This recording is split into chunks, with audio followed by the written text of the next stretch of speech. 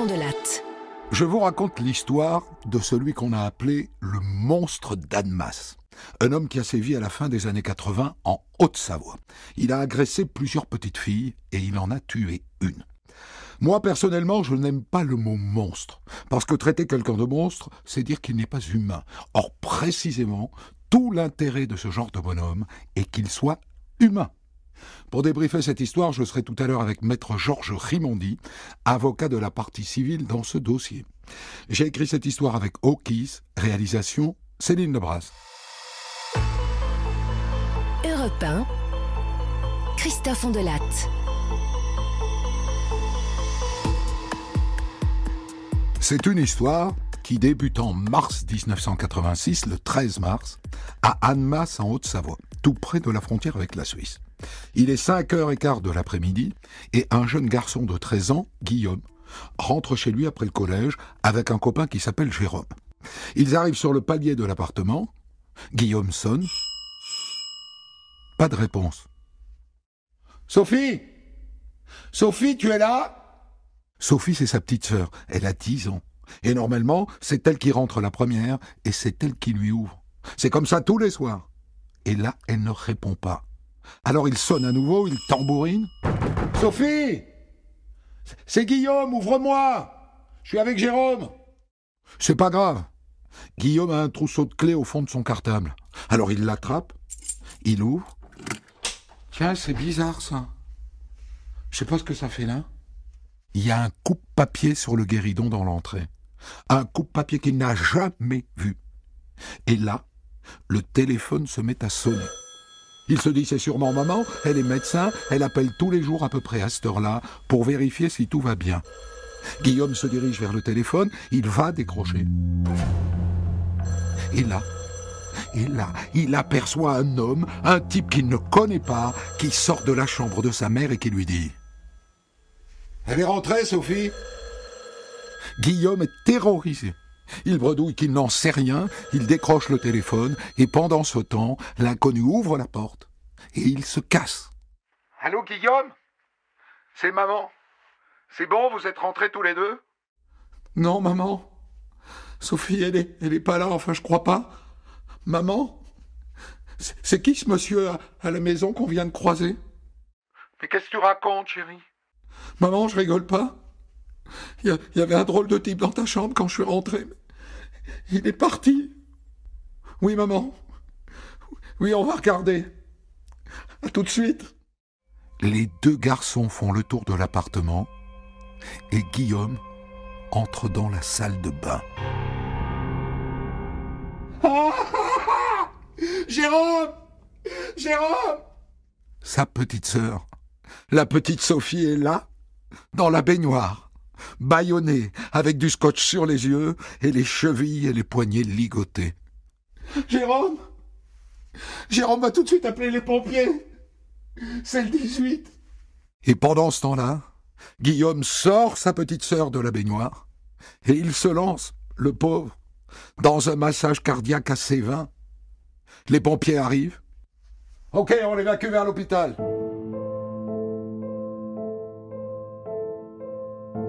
Ils l'évacuent vers l'hôpital pour le principe, car en vérité, ils ont compris qu'elle était morte et qu'il n'y avait aucun espoir. La petite Sophie avait 10 ans. Alors de quoi est-elle morte, cette petite fille ? Son corps, bien sûr, est autopsié. Elle est morte noyée, votre gamine. Elle a été violée ? Non. Non, en revanche, elle semble avoir subi des attouchements. Dans ces années-là, les années 80, un doigt n'est pas un viol. Le grand frère, Guillaume, et son copain Jérôme sont bien sûr interrogés au sujet de l'homme. Il était grand et très maigre et jeune aussi, avec le visage pâle et des lunettes marron et aussi des habits, on aurait dit un vieux. Il était habillé tout en marron. Et ils aident les policiers à établir un portrait robot. Évidemment, ce meurtre d'une petite fille de 10 ans suscite une grosse émotion. Malgré l'horreur, malgré la révolte bien compréhensible de toute une population, l'enquête s'avère extrêmement difficile. Les policiers ont affaire à un malade, un détraqué, par définition imprévisible. Depuis 2 jours, les hommes de la police judiciaire... L'enquête est d'autant plus difficile que l'homme n'a laissé aucune empreinte digitale dans la salle de bain. Juste une demi-empreinte inexploitable sur le coupe-papier. Et des traces de sperme sur une serviette. Mais en 1986, il n'y a pas d'ADN. Cela dit, les flics d'Annemasse ne sont pas complètement dans le jus, parce que ce meurtre leur rappelle un autre crime.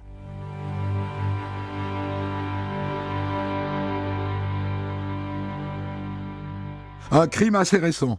Il date de juin dernier, il y a 8 mois. Pas très loin, dans le même quartier. Angélique, 8 ans, rentre déjeuner chez elle. Elle prend l'ascenseur.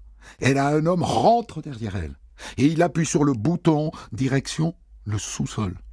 Il l'entraîne dans un local poubelle, il lui attache les mains derrière le dos, il la bâillonne avec du scotch, il lui passe une ficelle autour du cou, et avec des ciseaux, il se met à découper ses vêtements.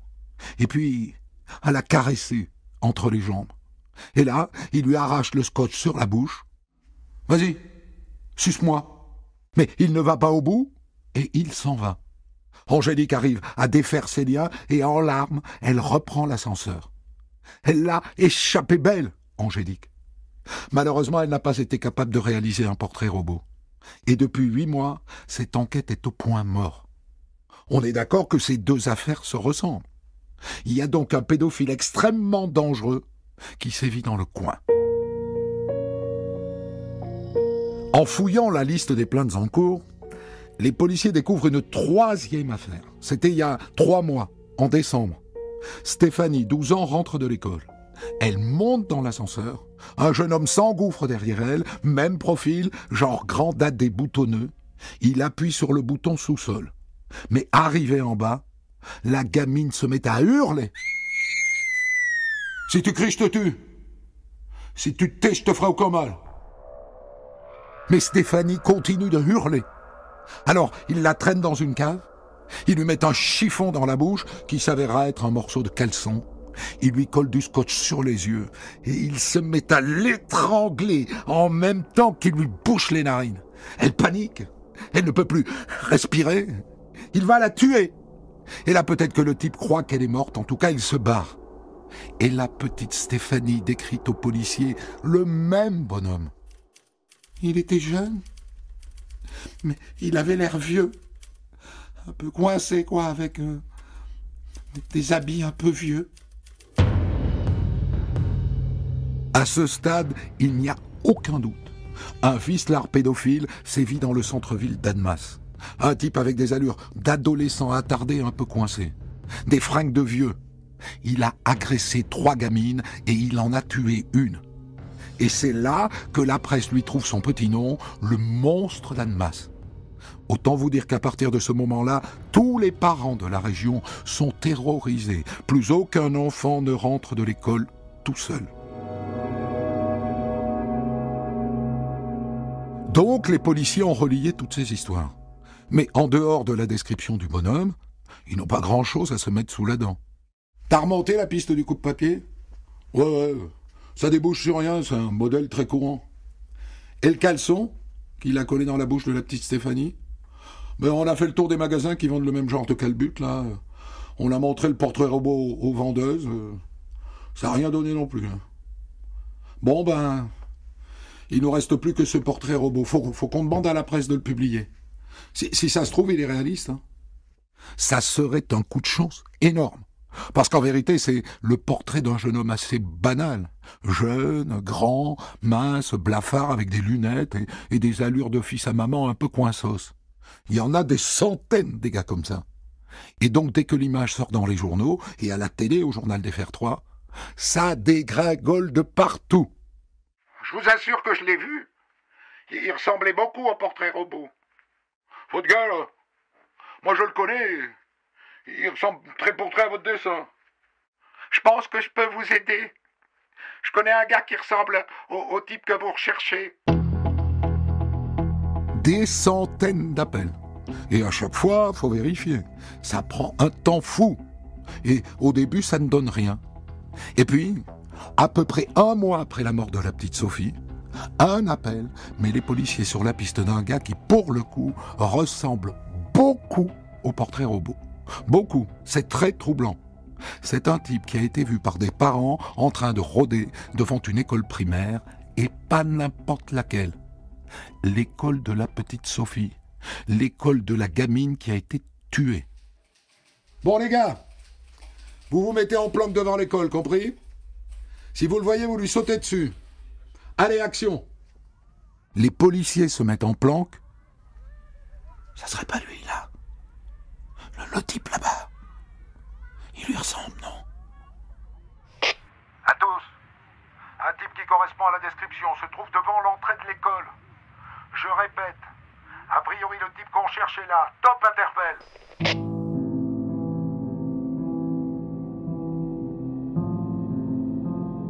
Le gars est ramené au commissariat. Et les policiers organisent ce qu'on appelle une séance de tapissage. C'est-à-dire qu'on le colle au milieu de 3 policiers à peu près du même âge, avec un numéro dans les mains. Et on fait venir le petit Guillaume et son copain Jérôme, qui ont vu le tueur dans l'appartement. On les met derrière une glace sans teint. Bon, regardez bien les garçons, hein. Prenez votre temps. Est-ce que parmi ces 4-là, vous reconnaissez l'homme que vous avez vu l'autre jour? Oui, je suis sûr que c'est celui-là. Moi aussi, j'en suis sûr. Ils viennent de désigner le type qui rôdait devant l'école, qui est immédiatement placé en garde à vue. Bon, alors monsieur, que faites-vous régulièrement devant les grilles de cette école? Je vous écoute. En fait, Vous reluquez les petites filles, c'est ça? Non, pas du tout, En fait quoi, monsieur? En fait, je mate une mère qui amène son fils tous les jours, voilà. Elle est très belle et ça fait plusieurs jours que j'essaye de lui parler. Et là, le gars se met à trembler comme une feuille et à pleurnicher. Vous faites quoi comme métier, monsieur? Je suis employé de banque. Et vous faisiez quoi le 13 mars dernier, monsieur, dans l'après-midi, aux alentours de 5h15? Allez-y, expliquez. J'étais au travail. Vous pouvez vérifier. Et on vérifie. Et il n'a pas menti. Le directeur de son agence bancaire confirme. Le jour du meurtre de la petite Sophie, le gars travaillait. Et merde! Encore une fausse piste. Et pourtant, Guillaume et son copain Jérôme l'ont identifié sans hésiter. Ils ont dû se tromper. À 13 ans, on ne peut pas leur en vouloir. Et à partir de là, l'enquête patine pendant 1 an.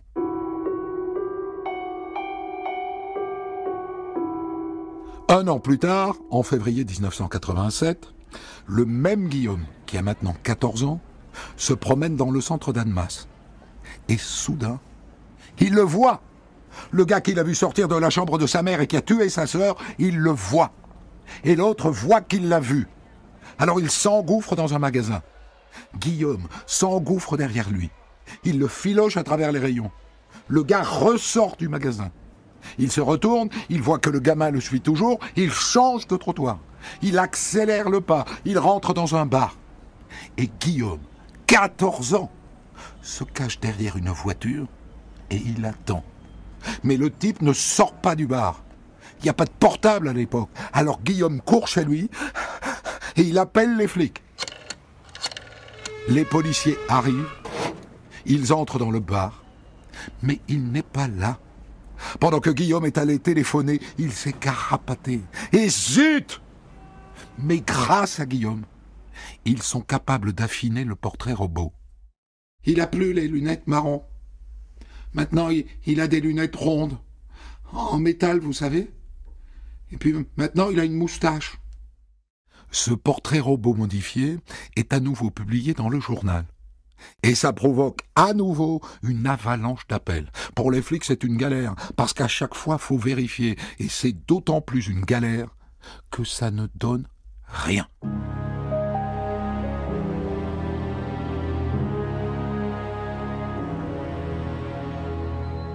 Et 2 longues années passent encore, sans que rien ne bouge.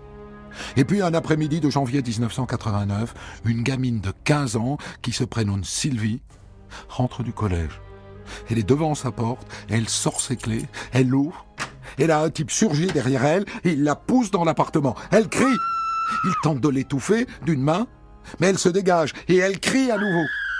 Et là le gars a peur et il s'enfuit. Interrogée dans la foulée par la police, voilà ce qu'elle dit. Quand il m'a poussé, il avait une petite bouteille dans la main, avec un liquide dedans, transparent, comme de l'eau. Du chloroforme? De l'éther? Est-ce que tu serais capable de le décrire, cet homme, Sylvie? Mais sa tête, non, il avait un bas sur la tête. Je peux juste te dire qu'il était grand, il était mince, et il portait des gants.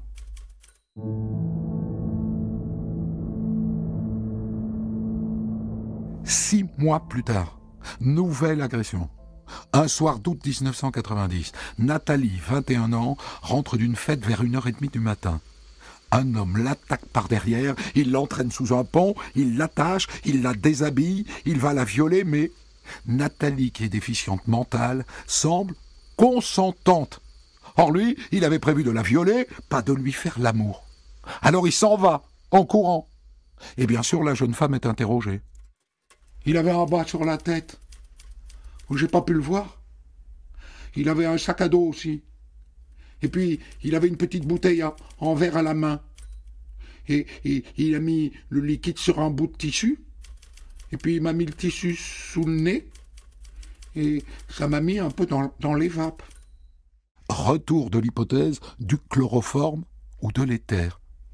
Et une année, une longue année, s'écoule encore.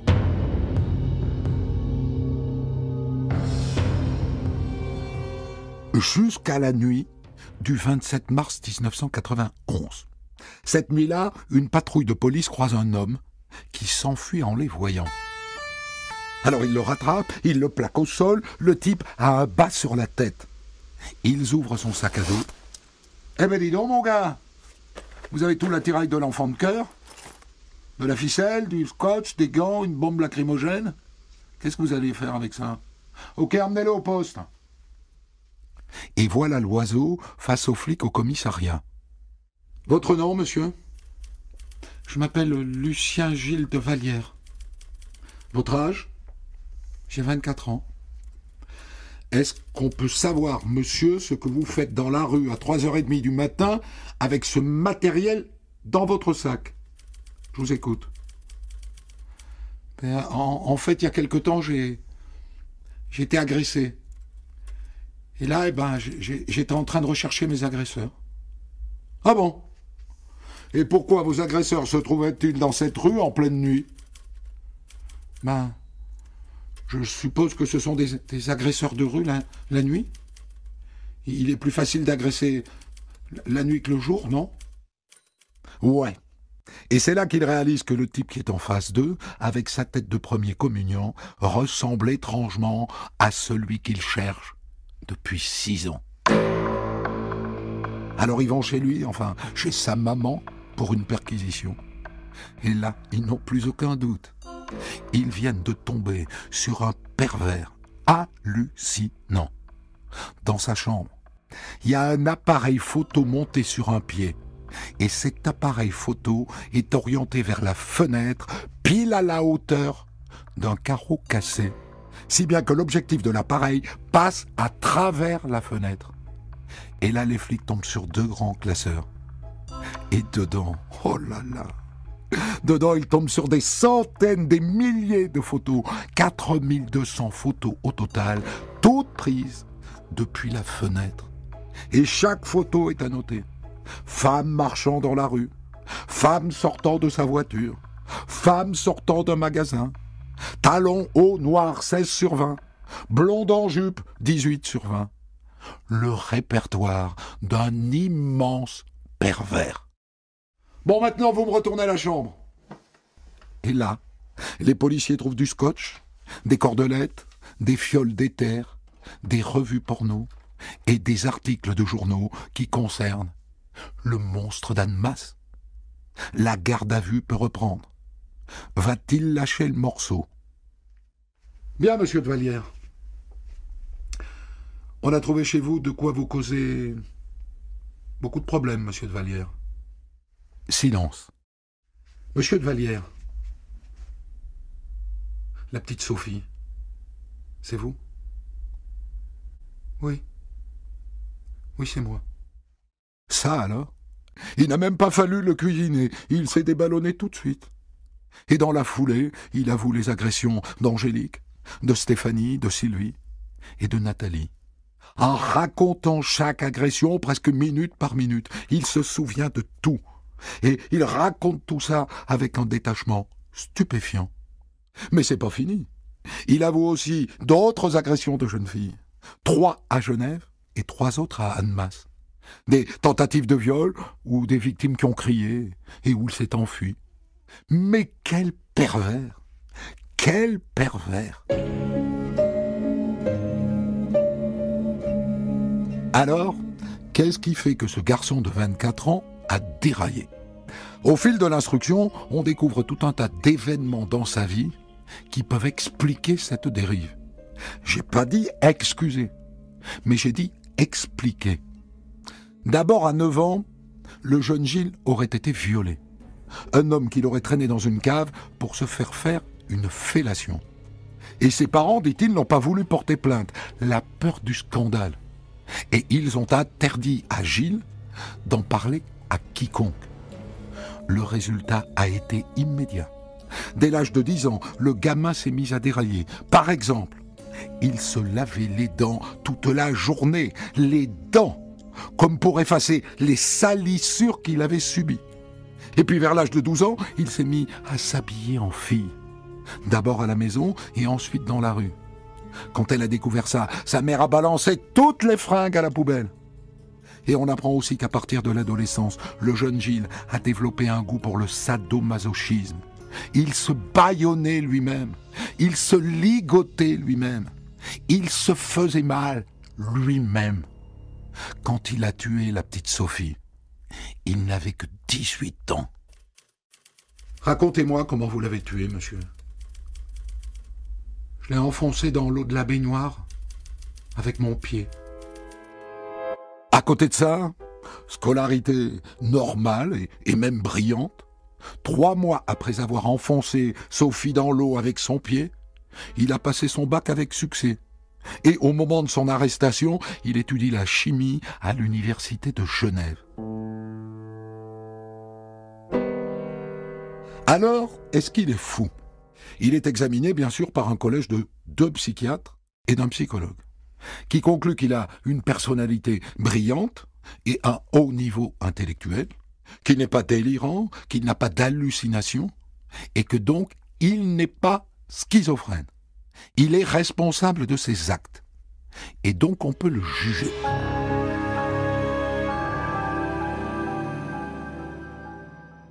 On commence par le juger devant le tribunal correctionnel pour 3 agressions sexuelles avec violence. Il prend 7 ans. Et ensuite, il comparaît devant la cour d'assises d'Annecy en décembre 1993 pour les affaires les plus graves, c'est-à-dire l'assassinat de la petite Sophie, la tentative de meurtre sur Stéphanie et le viol de la jeune Nathalie qui souffrait d'un retard mental, ce qui est une circonstance aggravante. Il est là dans le box, tout maigre, 1,80 m pour 60 kg, avec une tête d'enfant de cœur. Et quand il parle sans émotion. Sophie, je voulais pas la tuer. Mais quand j'ai vu l'eau dans la baignoire, j'ai eu comme une impulsion irrésistible. Et quand la mère de la petite fille vient témoigner, je me sens tellement moche. Si je pouvais vous rendre votre fille, madame, je donnerais ma vie tout de suite, sans hésiter. Et bien sûr, on se tourne vers les psychiatres comme vers la pitié. Je dirais que Lucien Gilles de Vallière présente un état dangereux, gravissime, car il met son intelligence et sa méticulosité obsessionnelle au service de sa perversion. Il n'existe pas, en l'état actuel de la psychiatrie, de traitement pour la perversion. Il n'est donc ni curable, ni réadaptable. Envoyez ces pesées. La cour d'assises de Haute-Savoie n'a accordé aucune circonstance atténuante à Lucien Gilles de Vallière. Oui, cet homme de 26 ans a été reconnu coupable du viol et du meurtre d'une fillette de 10 ans et de l'agression de 2 jeunes filles. Les jurés ont donc prononcé la peine maximum, la perpétuité, assortie d'une peine de sûreté de 30 ans. Plus tard, sa peine de sûreté est réduite à 22 ans.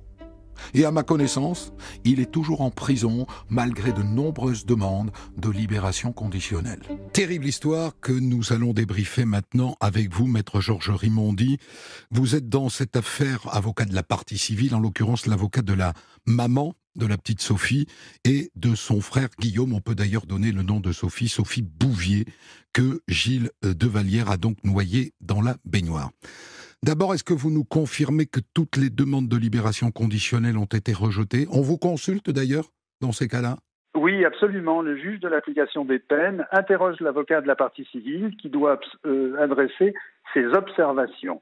Évidemment, ces observations n'ont qu'un effet consultatif, mais l'avocat de la partie civile est interrogé et il peut faire valoir son opposition, ou en tout cas les observations qu'il entend faire s'il entend s'opposer à la remise en liberté du condamné. Et vous consultez systématiquement les parents, enfin vos clients? Ah oui, bien entendu. Bien entendu, bien que vous savez, dans ce dossier, il n'y a évidemment aucune espèce d'hésitation quant à la décision de la maman.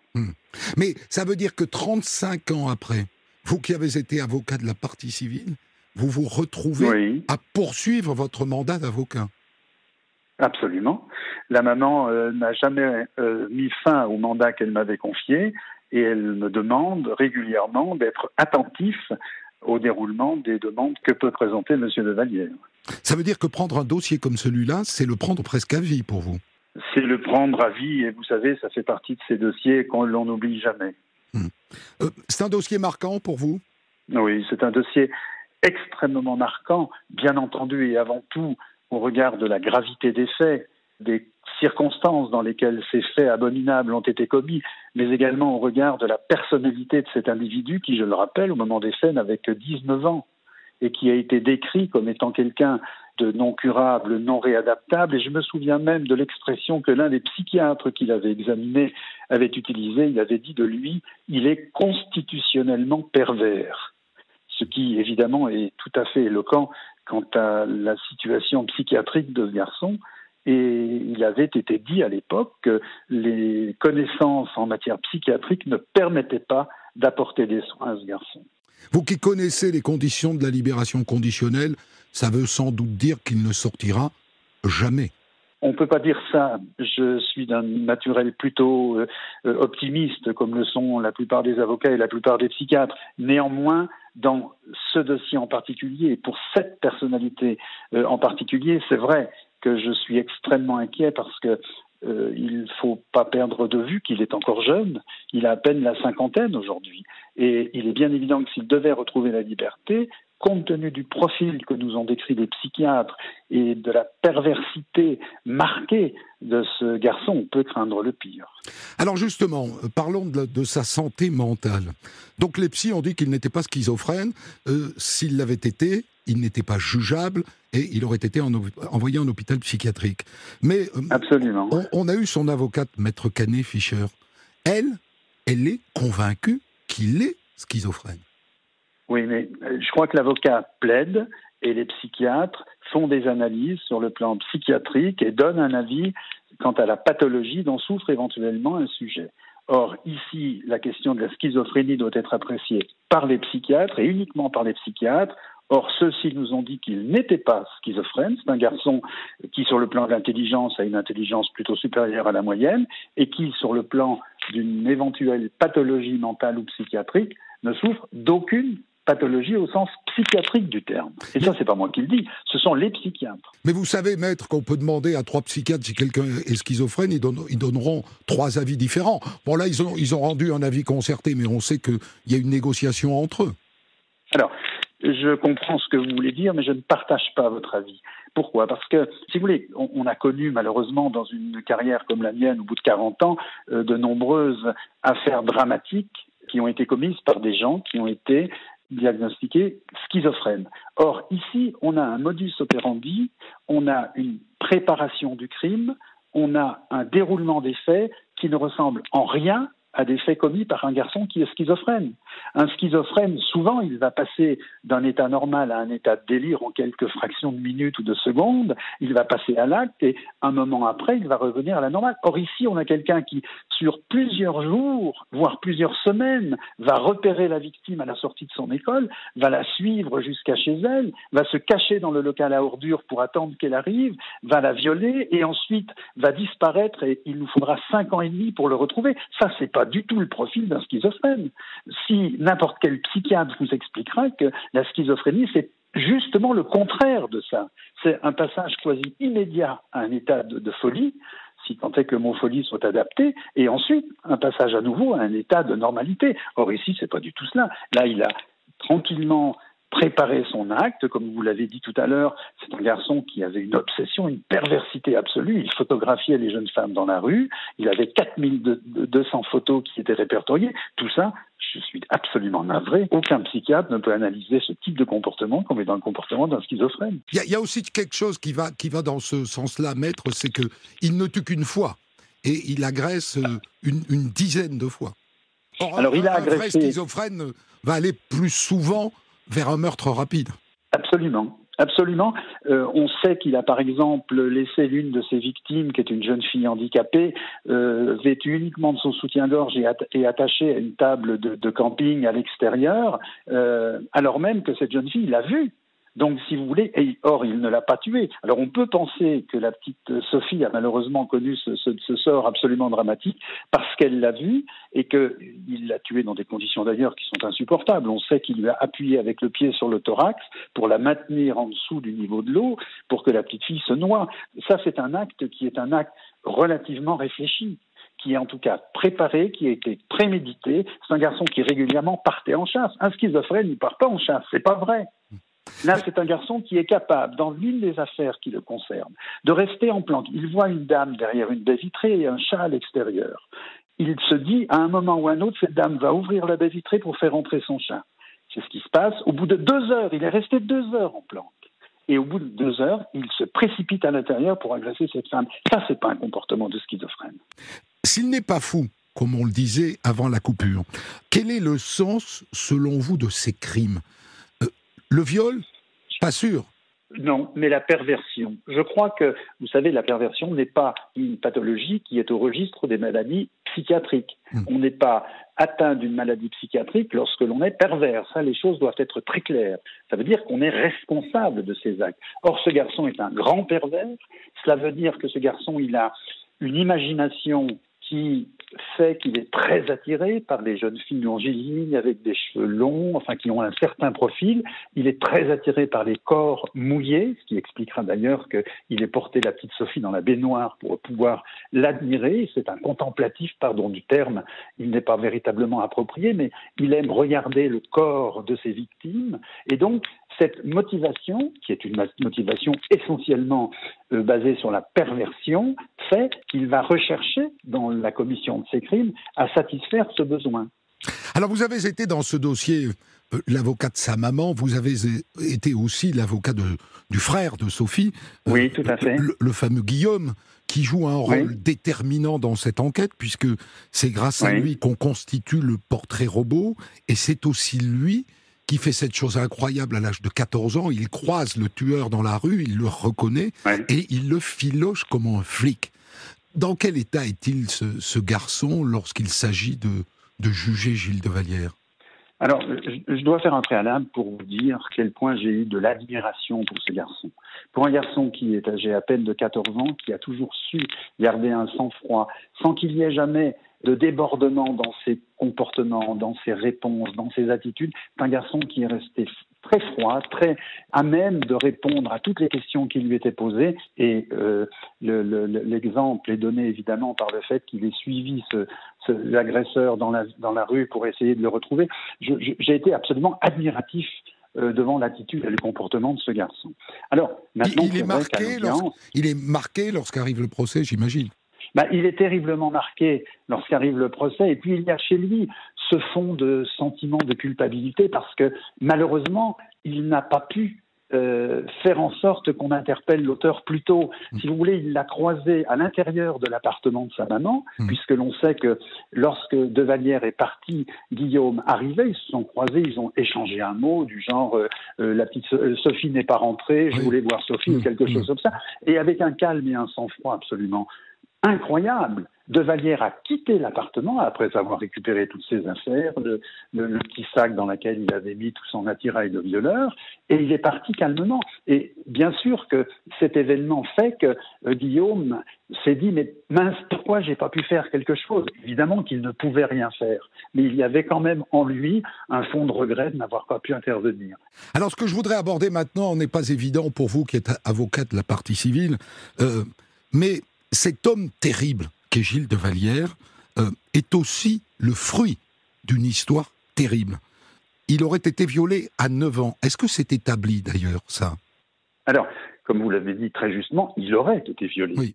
Malheureusement, je ne serais pas surpris que cet élément du dossier soit quelque chose d'évoqué pour tenter de justifier une attitude et un comportement.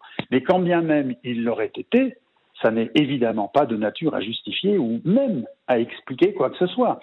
Peut-être qu'il a fait l'objet d'une agression sexuelle quand il a été enfant. Je n'en sais rien. Il aurait eu 9 ans à ce moment-là. Je n'en sais rien.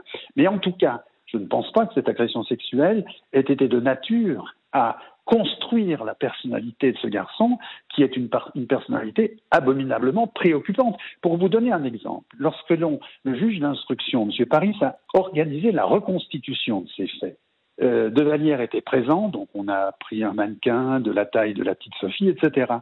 Eh bien, l'attitude de Vallière, qui a évidemment sidéré absolument tout le monde, a été de dire « mais enfin, c'est inhumain de me ramener sur les lieux de l'appartement ». Je ne sais pas si cela vous interpelle, mais un garçon qui, 5 ans auparavant, tue dans les conditions abominables que l'on sait cette petite fille, va avoir pour seule réponse quand on va lui demander de reconstituer les faits. Mais enfin, c'est inhumain de me demander ça. Je reviens à lui. Est-ce que le fait qu'il se lave les dents plusieurs fois par jour à l'âge de 10 ans, à la suite de cette fellation qu'il aurait pratiquée, comme pour se laver des salissures qu'il a subies, est établi, lui ? Je suis d'accord avec vous que c'est un élément qui doit être pris en considération. C'est un des éléments qu'on retrouve assez systématiquement.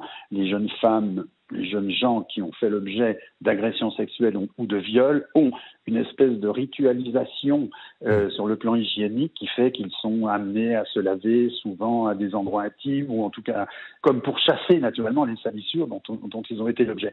Je ne dis pas qu'il n'a pas été victime. Ce que je dis, c'est que ça n'a pas été établi, que peut-être qu'il l'a été, mais que même s'il l'a été, ça n'explique pas cette personnalité aussi préoccupante. Je crois que la perversion de ce garçon ne peut pas naître de son statut d'une éventuelle victime d'une agression sexuelle.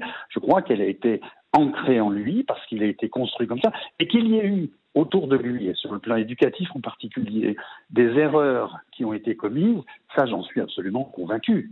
Parce que vous le disiez tout à l'heure, mais lorsque sa mère s'est rendue compte, par exemple, que ce garçon s'habillait en fille le soir dans son appartement, je pense que n'importe quelle maman se poserait un certain nombre de questions et chercherait éventuellement de l'aide auprès de professionnels. Et elle balance les fringues par la fenêtre. Elle se contente de balancer des fringues par la fenêtre et elle ne se pose pas plus de questions que cela. Et ça, quelque part, ça me paraît quand même être une carence éducative. Tout ça, maître, ça ne constitue pas des circonstances atténuantes?